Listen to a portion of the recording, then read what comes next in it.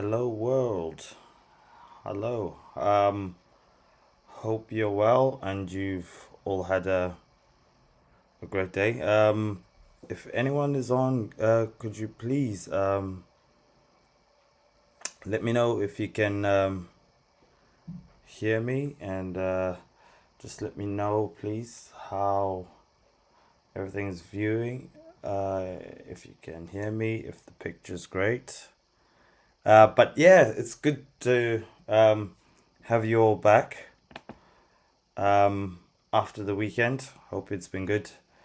Yeah, it's been quite a journey so far with all the teething problems and everything else that you have to do to get yourself ready for these live streams.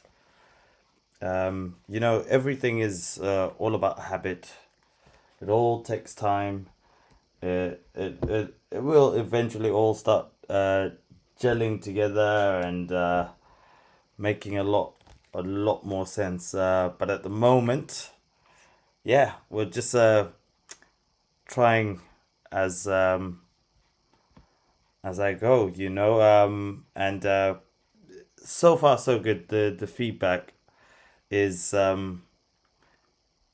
uh, I'm receiving from all of you is great, and welcome to both of you on here. Um, Today we will be going through chapter 3, attack by stratagem. We've gone through the first two chapters. First one being laying plans, creating plans before we attack anything is absolutely vital. We we first you come up with the idea, and a line that stands out for me the most from that first chapter is when you're near, make it seem as if you're far, and when you're far, make it seem as if you're near. You have to be very secretive in what you're doing, because if you make a plan and you get so excited, sometimes the excitement is just too much to to contain.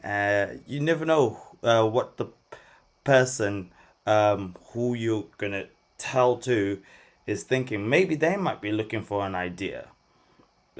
Maybe they might be trying to find a way out. But if you keep it to yourself, um, and you just start working on it, uh, you will be more fruitful. Yes, you will need help along the way. You will need people with you, but make sure they're the right people. Make sure they're the correct ones to help you get to where you're going. And then we went through the second chapter, which was uh, the waging war, right? When you've got something in your mind, just go for it. Just go for it. Don't let anything negative get in your way. Any negative thoughts. You've got to be clear. You've got to stay focused on victory. So that's just a sort of brief breakdown of what we've gone through today. Attack by stratagem. Strategy is very important when it comes to how we're gonna get to the destination that we're gonna be. You can't just wing it. I mean, sometimes when you wing it, yes, you get some results, you get some good results, but they're not the best results. It's like cramming before an exam. Yes, you could pass it, but probably not with the mark that you really wanted. So a strategy is important, and Sun Tzu um, breaks this down in this chapter with 18 very important points that he's put on here. So chapter 3, attack by stratagem. Sun Tzu said, in the practical art of war, the best thing of all is to take the enemy's country whole and intact. To shatter and destroy it is not so good. So too, it is better to capture an army entire than to destroy it. To capture a regiment, a detachment, or a company entire than to destroy them.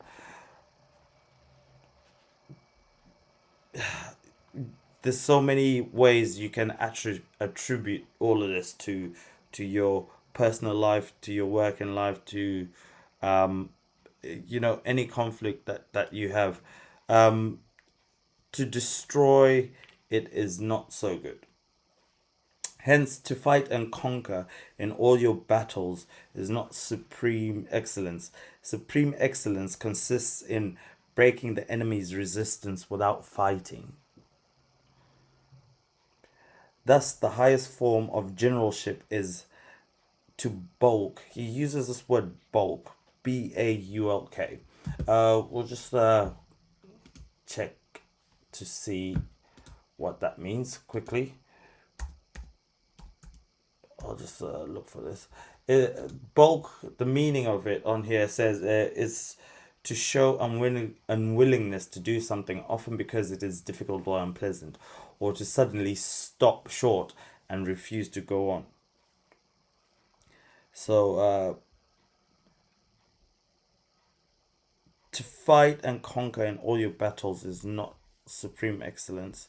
Supreme excellence consists in breaking the enemy's resistance without fighting. Thus, the highest form of generalship is to balk the enemy's plans. The next best is to prevent the junction of the enemy's forces. The next in order is to attack the enemy's army in the field. And the worst policy of all is to besiege walled cities. Sun Tzu also says the rule is not to besiege walled cities if it can possibly be avoided. The preparation of mantlets, movable shelters, and various implements of war will take up 3 whole months, and the piling up of mounds over against the walls will take 3 months more. It's all about time and patience. You can't just come up with a strategy and go with it. You have to give it time. Go through that strategy. Find any ways round it. Try to simplify the strategy, but so that it works for you with little or no damage. Right. If you would like to comment on anything I'm saying, if you'd like to add, please just you know um join the chat, and we can chat a bit more about this. Point number 5: the general, unable to control his irritation, will launch his men to an assault like swarming ants, with the result that 1/3 of his men are slain, while the town still remains untaken. Such are the disastrous effects of a siege. Therefore, the skillful leader subdues the enemy's troops without any fighting. He captures their cities without laying siege to them. He overthrows their kingdom without lengthy operations in the field. With his forces intact, he will dispute the mastery of the empire, and thus, without losing a man, his triumph will be complete. This is the method of attacking by stratagem. Those, I think, in this chapter, those last two bits there, those are my highlight lines that he's put in there. I think those will stick in my head for a while. It is the rule in war, if our forces are 10 to the enemy's 1, to surround him, if 5 to 1 to attack him, if twice as numerous, to divide our enemy into two. If equally matched, we can offer battle. If slightly inferior in numbers, we can avoid the enemy. If quite unequal in every way, we can flee from them. Hence, though, an obstinate fight may be made by a small force, in the end it must be captured by the larger force. Now, the general is the bulwark. Okay, right, here's this word bulwark. Bulwark. I'll just check the meaning of that so that we can understand it better. It says, now the general is the bulwark of the state. A bulwark is, I don't even know if I'm pronouncing it right, so I do apologize. A bulwark is a defensive wall or a person or thing that provides strong protection or support. That makes sense now. Now the general is the bulwark of the state. If the bulwark is complete at all points, the state will be strong. I think in this context, he's using the word with respect to a defensive wall. The state will be strong if the bulwark is defective. Oh, the state will be strong if the bulwark is defective. The state will be weak. So let me reread that. Now the general is the bulwark of the state. If the bulwark is complete at all points, the state will be strong. If the bulwark is defective, the state will be weak. There are three ways in which the ruler can bring misfortune upon his army. I've pre-read this, so these 3 points are quite vital. By commanding the army to advance or to retreat, being ignorant of the fact that it cannot obey, this is called hobbling the army. By attempting to govern the army in the same way as he administers a kingdom, being ignorant of the conditions which obtain in an army, this causes restlessness in the soldiers' minds. By employing the officers of his army without discrimination, through ignorance of the military principle of adaptation to circumstances, this shakes the confidence of the soldiers.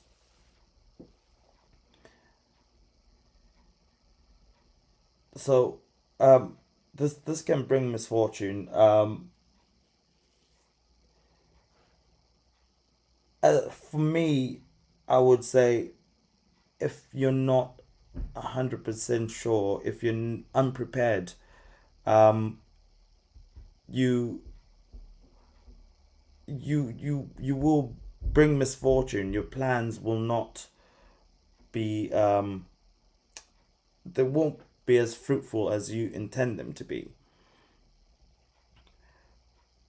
And by employing uh, officers, so that could be just getting too many people without skills, too many people without knowledge, too many people without know-how involved in anything that you plan. Um, that's being ignorant to what you want to achieve, and yeah, you can bring misfortune to your plans. You need to have those strong people, those strong characters, the skilled people, the people who will keep you moving forward, the people who are willing to help you achieve your goals, and those who will be happy to see you succeed. But when the army is restless and distrustful, trouble is sure to come from the other feudal princes. This is simply bringing anarchy to the army and flinging victory away. Thus, we may know that there are 5 essentials for victory.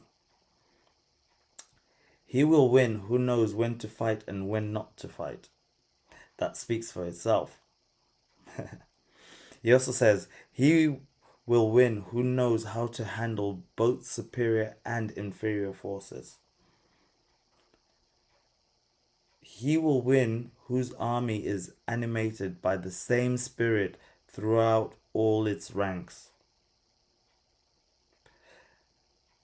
He will win who prepared himself, waits to take the enemy unprepared. He will win who has military capacity and is not interfered with by the sovereign. Victory lies in the knowledge of these 5 points. That's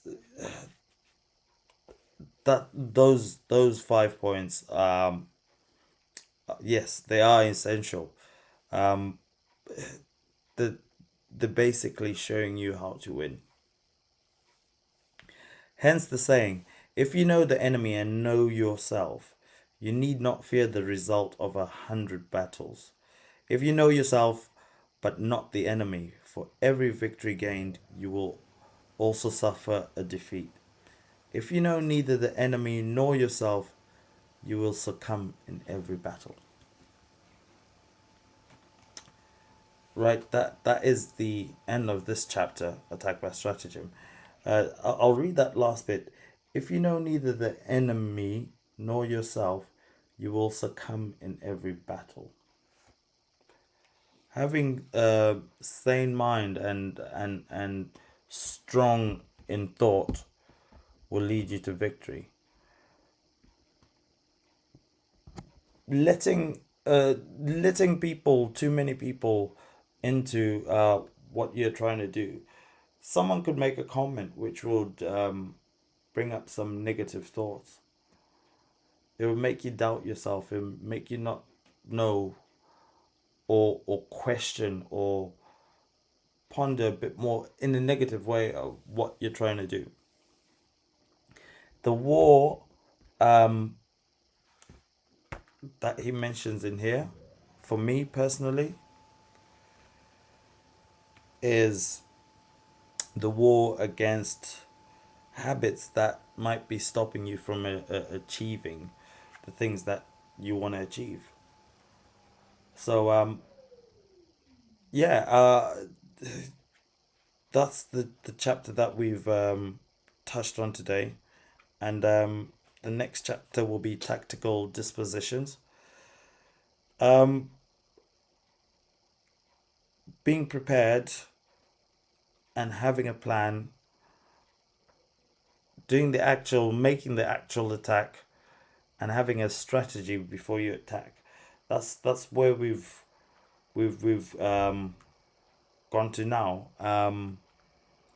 And this is just a journey that's revealing a lot. Of course, I cannot offer a lot of wisdom, but I'm hoping to grow in wisdom as we go through these books. And I feel, or I think, or I hope that this will be a transformative experience, because as much as I am happy to read and share with you my thoughts, reading is not one of my habits, but I would like it to be. And I'm glad that I could share this experience with all of you, where I can start my reading and share my reading, share my thoughts, and grow in wisdom. Um, and I'll be more than happy to uh, read what you take of it. But I always say, and I always implore people, um, put your phone down, pick up a book, read it, because you never know what knowledge you're gonna receive from it, and it could be an enlightening experience.